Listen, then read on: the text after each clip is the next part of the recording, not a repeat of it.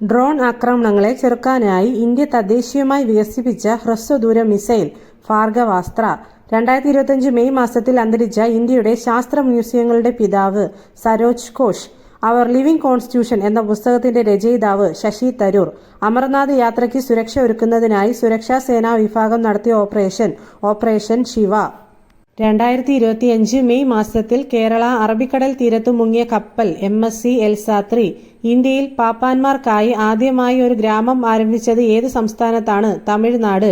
നെഹ്റു യുവ കേന്ദ്രത്തിന്റെ പുതിയ പേര് മേരാ യുവ ഭാരത്.